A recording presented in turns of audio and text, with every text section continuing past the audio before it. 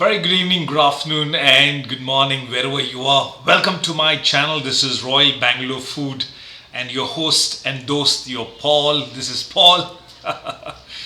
This is going to take a lot of skin for everybody to do this. I'm still getting used to it after quite a while now. Anyway, uh, I'm sorry. Yeah. Today we're going to look at it in terms of why India cannot produce or rather make a brand of in quick serving restaurant, a business model where mostly 60% out of whatever the brands that we have gone ahead and survived that first or 3 years of churning and hard work and then creating a fantastic brand in India and then taking it globally. A very handful of companies are there in this particular segment in food chain. I'm talking about specifically because Royal Bangalore Food is all about food, creative ideas, cooking, and food science and food technology. And I'm also letting you know that I'm also kicking start a new business model which is in ready to cook, ready to eat, a convenience-based food. So stick on, stay by. I will be launching very soon. I'll appreciate that if you're watching this particular video, go ahead and hit that like and that bell, ton, and give me that complete positive vibe so that I can create such kind of videos every now and then. If you still make it to the deep end, I'll really appreciate it. If you have further questions on the QSR or the quick service restaurant business model, I'll just leave a comments below. I'll have a look at it. So without wasting further ado, let's kickstart today's model. Today's topic is all about quick service restaurant. Why isn't so successful, or why isn't that so many brands, or why isn't that everybody is not making money? Yeah, in the current scenario, you need to look at it, why we're not able to survive. So there are a few great 10 points that I've listed across. So let's take a look at it and dwell upon it. Cheers. And for those folks who don't know what this quick service restaurant is all about, is simply very clear that this particular model, it is just a very small particular, let's say less than 500 square feet or probably 1000 square feet. It could be bigger than that also. They are in the high street and able to serve food as much fast as possible, less than probably 20 minutes or 30 minutes. You have Domino's, KFCs, we have all the great chains. Similarly, we have it in India, the Saravana Bhavan, we have MTRs. MTRs is fine dine, but having said that, we have Biggie Burgers, we have Caventer's, so many brands in India as well. So they're all doing it. So basically, it's a quick service restaurant. Your menu is very short. You just serve the food within 5 to 10 minutes or maximum of 30 minutes, and mostly you do delivery system. You use your online food aggregator to go ahead and deliver. So quick service restaurant is a model wherein you serve the food as quickly as possible. The food has already been kept ready, or it will be cooked within 20 minutes and dished out, or rather being delivered as soon as possible. There is no fine dine, there is no table and chairs. So you don't get to eat sometimes, but there is also different case of models. But on a very nutshell, quick service restaurant is a restaurant where you serve quickly the food, a so-called the fast food particular segment, and then dish out ASAP. Now that's very in a layman terms. As I said, if you have any more further questions, if you want to add to the points also, please go ahead and visit my channel on this particular video. You can leave your comments, right? Now that's about quick service restaurant. But having said that, why India? A lot of metros we have, Delhi, Bombay, thanks to Shark Tank that we see a lot of food chain coming up, but then it is still the 60% only. Why is that we're not able to go ahead and create such kind of fantastic business model which is available? My favorite go in biryani segment is we have Mani's Biryani hands down, R&R Biryani hands down, we have Behrus from the Rebel Foods, we have Biryani by Kilo, all under the segment of Cloud Kitchen. They're not in the QSR model, but then yes, currently we see Mani's Biryani, which is the closest of a QSR model, serving biryanis and kebabs ASAP, coming back to South India, right? So I'm not sure anybody from Kerala we have. It could be in various segments, not necessarily it has to be in a cuisine. It could be your bakery items, it could be immediate fried chicken. See, while I was in Dubai, you have to know this. There was a guy which I've heard this news, a wise man said, I overheard this news, and it seems to be true because I had happened to eat in this place called Southern Fried Chicken. It's called SFC, which is in Dubai very much. Similar to KFC, it so happened that this particular person was working in KFC. He wanted to scale up. He wanted to do his own innovation, catering to the Indian palette of segment who are predominantly present in UAE. So he opened up SFC, stepped out of KFC, got all the entire items. He sorted up, and SFC is doing really great as such, right? So we don't see any fried chicken. Yes, having said that, I recently happened to see, Kunal from the Khane Mein Kya Hai from the YouTube channel. He came down to Bangalore to see GFC, Gouda fried chicken. I mean, completely masala fried chicken. Very yummy. I have used that particular ready to cook masalas to make my chicken 65 or so-called chicken kebabs out here. So there are possible solutions. But when I heard that he had 270 locations, that blew my mind. So one of the greatest inspiration is Mr. Gouda Fried Chicken is today's video, and I dedicate that video to him because it's a great effort to go ahead and put up a QSR model, specifically in India, because every 5 kilometers or every 10 kilometers the cuisine changes, whatever said and done. The breakfast, the lunches, the dinners, the brunches, your snacks items, or even the late night supper. And today, last quite a while now, 3-4 years now, we have this early morning or early birds or so-called the late night owls available. Food availability in such kind of odd peak hours is great to see. But can that be turned into a business? Can that be turned into a financial viable business profitable model? I mean, it's a question to ask. That's why we're here to take a look at the 10 great points, right? So this is basically understand why India, or so-called, any metros, since I'm in Bangalore, my channel says Royal Bangalore Food. It's all about, can Bangalore or metros can deliver a QSR model? The answer is yes.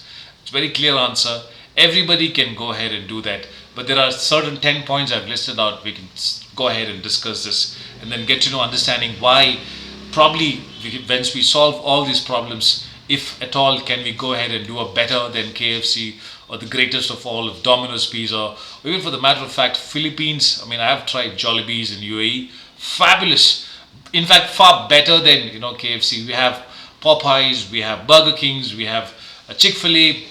These are great asset companies. I mean, even though there are a lot of sandwiches, burgers sold in US, still there are a lot of opportunities, in a country like US, land of opportunities. Similarly, a lot of opportunities can be laid and put across in India as well, since we are a growing economy and we're also doing great in terms of a lot of startup hubs. And I request everybody to go ahead and do also food as a per se, food tech, because yesterday we spoke about agri-tech, what happens when it onions. So today if you serve burger and the onions are not there, there's no burger at all, right? Look at the Indian vada pav. There was a company called Goli Vada Pav, which they did really well when they had come in. They'd cracked the pav based, specifically in Bangalore when they kickstarted it. So there are many brands like this. Today there is an opportunity in most of the segments that you can go ahead and launch your QSR model, or so-called the quick service restaurant model. It is a cloud kitchen. It is a hub and spoke model, which I've already covered in my previous video, but is also a brand building exercise. Why is it that India cannot go ahead and create a global food chain businesses? I happen to look at it in terms of the Rameshwaram Cafe. Deepa had gone ahead and give a fantastic podcast, and I got to know they're expanding, they're going global. So great guns. So first in Bangalore to go ahead, we had MTR way back from 1960, the Marvelly Tiffin Room had actually also grown. We had Empire from Bangalore, a fine dining restaurants going all over the global style. We have Sarana Bhavan, we have Anand Adiyar Bhavan. I don't know. In Kerala we have Panu restaurants. We have Calicut Paragon, the best biryani from the Malabar, the Malabar Calicut Paragon biryani. So everything is fine now. Why isn't a QSR model survive, right? So let's take a look at it. The very first point is market diversity and preferences. As we spoke earlier, it's very clear that every 10 kilometers is a different segment. But having said that, today we are in Bangalore, right? Why Bangalore? Bangalore is called the Garden City. It is not the concrete jungle city. It is the garden city of Silicon Valley City. Today, a lot of immigrants coming from all other states coming back to Bangalore. They literally look to thrive on various foods coming from east, west, north, south, even from from the extreme northeast as well. People do fall in and have a fantastic ball in Bangalore. So why Bangalore? Because Bangalore is a land of opportunity in terms of IT segment is concerned, the land of opportunity for jobs, making lot of greatest, highest startups available in prone in Bangalore. So that's this amazing thing to see. But having said that, is the city capable to handle traffic? That's for another day to talk about it. Is it a great asset city to live it? I mean, I don't know. Being a Bangalorean, I wouldn't say so. So, like I was saying, that Bangalore's always been an inhabitable city to live. But then, the three reasons which stands apart and why it's not able to possible, as we spoke, it's about market diversity and also the preferences of people. People come from very cultured, completely all over the spectrum of all over India. To cater to them is going to be very difficult to identify one particular or so-called five different menus. Yes, idli, vada, dosa is all available everywhere and everywhere. Rameshwaram Cafe, MTR, the lot of Udupi bhavans. But on the larger scale, it takes a toll to go ahead and do this. So probably because of that, one of the reasons that we see, and it's also, as I mentioned, how taste preferences matters a lot, right? Because today in Bangalore, in a place where completely inhabitable with immigrants all over part of the different states of India have come and lived, so everybody will have a different taste palettes. But having said that, there are brands in Bangalore have actually gone ahead and catered to served. In terms of bakeries concerned, we have a lot of joints. We have, I don't name the brands, but we had the oldest brands in Bangalore called the Fatima Bakery. We have All Saints Bakery. Now we have Tom's Bakery. But then they just put this in terms of bakery and confectioneries, only one or two stores maximum. Even they have not scaled up as much as possible if it is required. Because bakery items can actually be standardized, driven in quality standards and gone ahead. But look at the Obramas. The best brownies in town right now comes from the Obramas, and I really love them. A huge shout out to the Obramas. By the way, it takes a huge amount of skill and tedious work to go ahead and cater to a lot of multicultural diversity, specifically in the metro in India. And you have the opportunity to grow, but then you have to figure it out what best is required. The second most important point is that in terms of competition and saturations. Why am I addressing this quickly in the second point itself? Because there is fierce competition from the street food vendors. We have international brands all over, taking over completely in array. Recently, I was just looking at another podcast about the California burrito. It's a great asset. A guy coming to study, living in Jaipur, moved to Bangalore, started off, and I happen to eat in very close to here in the Phoenix Mall, California burrito, serving Mexican burritos. Absolutely superb strategy. Look at the guy, audacity to come and study and then kickstart a company. I mean, that's called the amazing efforts to go ahead and do. So very clearly to understand, there is enough of competition and saturations. Why? Because a lot of street vendors have actually taken over. I mean, today if you look at Bangalore and in Bombay, I know this. There's a lot of street food. Look at Bombay. Every street has a cow gully, what we call it as, the food street or each street. Similarly, in Bangalore, we have in VV Puram. I mean, there are a few things which really blew my mind. I didn't want to talk about it and I don't want to promote it, but I had to today. It's all about that ice cream dosa. Come on, man. I don't know why you would somebody do ice cream dosa or so-called the fried ice creams, the donut fried fish. I mean, I just cannot, just absolutely diagnose this. You cannot go ahead and create brand using this. There are fierce competitions in terms of pricing model is concerned. Today, idlis, if you want to do a really idli, there is Dr. Iyer's idli, Dr. Idli. There's so many idli joints across Bangalore as well. There is 10 rupees guy who's coming in the Lal Bagh and Kaban Park where I grew up earlier. 10 rupees. I mean, absolutely horrendous pricing model. I know he's trying to cut through the market, but then is he making money? I don't think so. Because if that is the case, he should have actually grown and put up 10, 15 food trucks all over. Look at the brewery food, right? Today breweries have grown and they've also find it very difficult to go ahead and standardize certain food. Yes, few breweries have had their own stuff like Toyd, we had Picos, those days we had Legends of Rock. I mean, even now they are there.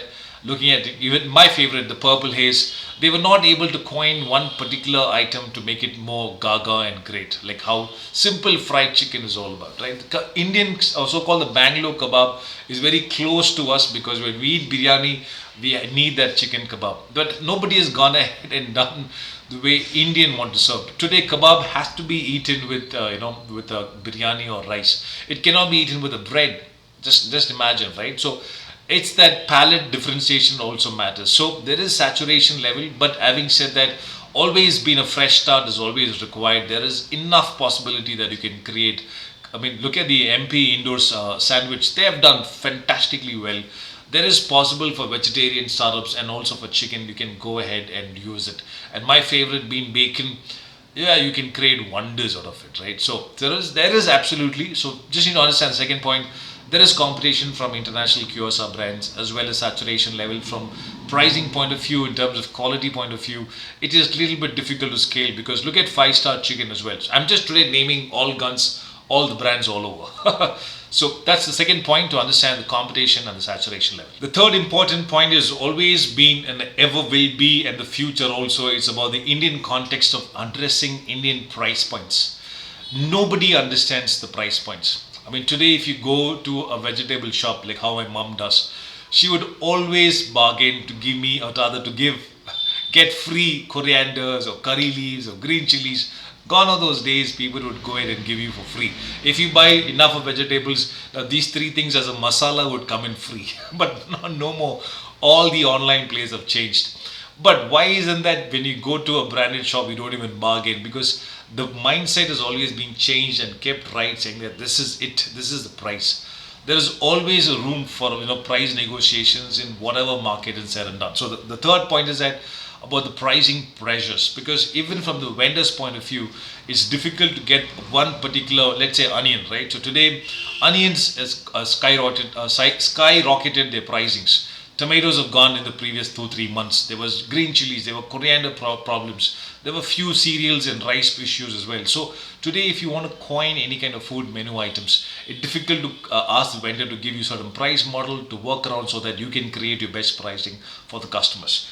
And the important is that in terms of profit margins, people today, I don't know why, you can actually leverage a lot of software. There's a plenty in in Bangalore, posh software, inventory management. Look at the cake wow cake. I forgot. I mean, this is a lovely brand.